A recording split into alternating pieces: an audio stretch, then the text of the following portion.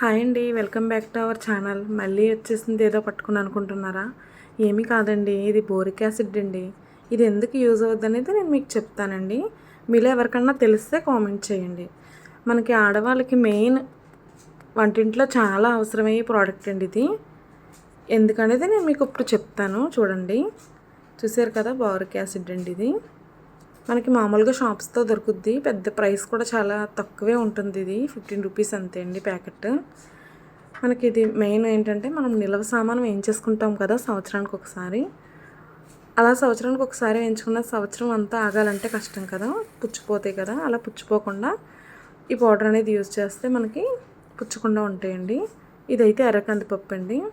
మామూలుగా కందిపప్పు మనం తెచ్చుకుంటే ఎప్పుడన్నా వారంలో ఒకసారి ఒక కప్పు గ్లాస్తో అరకప్పు గ్లాసు మనం యూజ్ చేసుకుంటాము. అలా అయితే మనకి ఇది చాలా ఎక్కువే ఉంటుంది కదా. సో పుచ్చిపోకుండా మనం ఈ బోరిక్ యాసిడ్ పౌడర్ అనేది మనం ఇందులో కలుపుకుందామండి.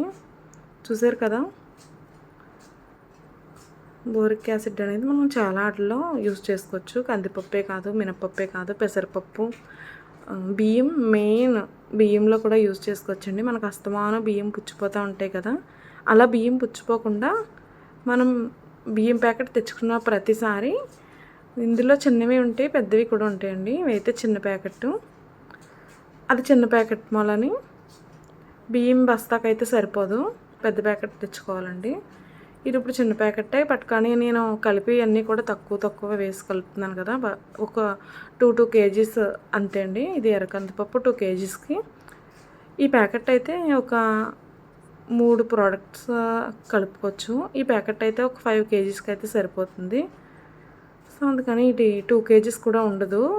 ఎర్రకందిపప్పుకి కొద్దిగా వేస్తున్నాను అంతే. చూడండి, చూసారు కదా, ఇలా మెత్తగా ఉంటుంది. ప్యాకెట్ ఓపెన్ చేసుకునే ముందే మనం కొద్దిగా రఫ్ చేసుకోవాలి, ఉండలు లాంటివి ఉండకుండా ఉంటాయి అన్నమాట.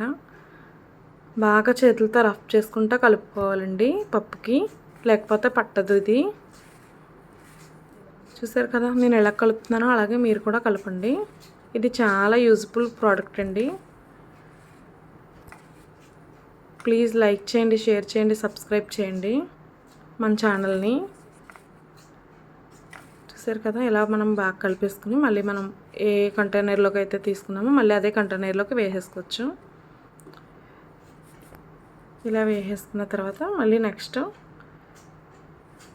ఒక ప్యాకెట్ ఉందంటే మనం ఆల్మోస్ట్ ఒక 6 kgs పప్పుల దాకా కలుపుకోవచ్చండి.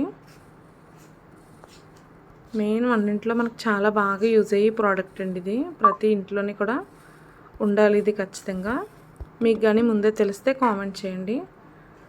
డబ్బా మూత పెట్టేసి ఒకసారి బాగా షేక్ చేయండి, బాగా కలుస్తుంది అన్నమాట.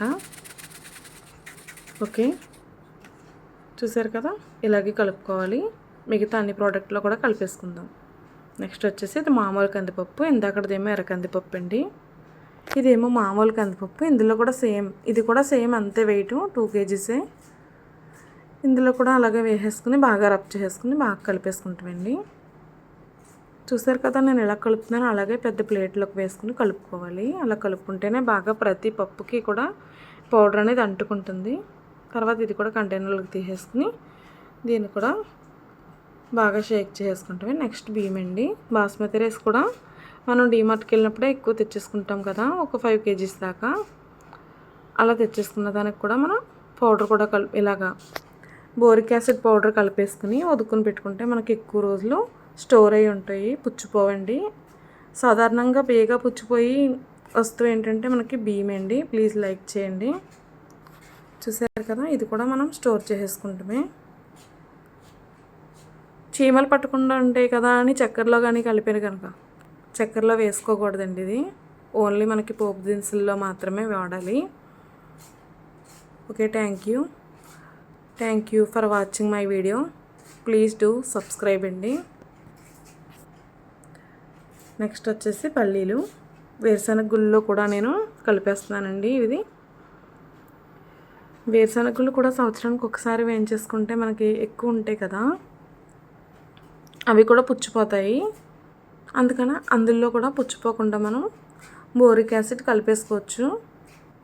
ఓన్లీ షుగర్ ఒక దాంట్లోనే కలుపుకోకూడదండి, మిగతా అన్నిటిలో కూడా మనం బోరిక్ యాసిడ్ యాడ్ చేసుకోవచ్చు. చూసారు కదా, అలా మనం డబ్బాలో వేసిన తర్వాత ప్లేట్లో ఉన్న లాస్ట్ పౌడర్ వచ్చేసి అలా ఉండిపోకుండా మనం షేక్ చేయాలండి డబ్బాని.